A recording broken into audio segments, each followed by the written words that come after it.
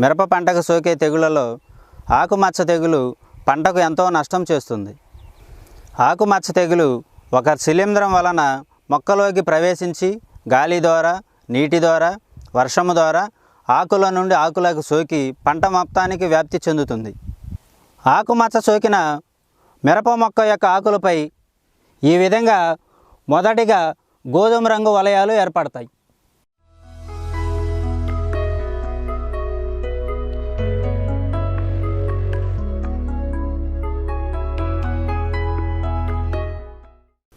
ఈ వలయాలు ఆకుపై క్రమేపీ పెద్దవవచ్చు. వలయాల మధ్యలో తెల్లటి చుక్క ఏర్పడుతుంది.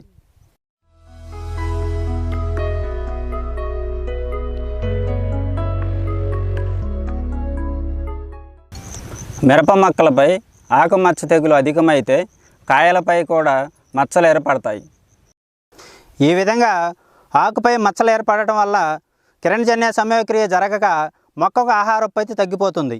తత్ఫలితంగా మొక్క ఎదుగుదల తగ్గిపోతుంది.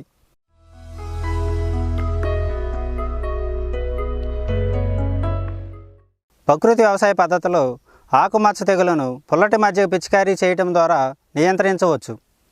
3 నుండి 5 రోజుల వరకు పుల్లయబెట్టిన మజ్జిగే పుల్లటి మజ్జిగ. 1 ఎకరాకు 6 లీటర్ల పుల్లటి మజ్జిగను 100 లీటర్ల నీటిలో కలిపి పిచికారీ చేసుకుంటే ఆకుమచ్చ తెగులను సమర్థవంతంగా నియంత్రించవచ్చు. 6 లీటర్ల మజ్జిగ కోసం 2 లీటర్ల పాలను పెరుగుగా మార్చుకోవాలి.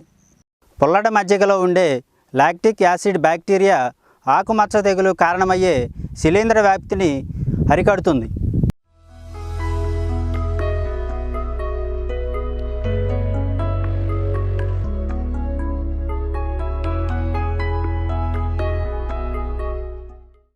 మిరపలో వచ్చే అన్ని రకాల తెగుళ్లను, పురుగులను ప్రకృతి వ్యవసాయ పద్ధతులతో జయిద్దాం.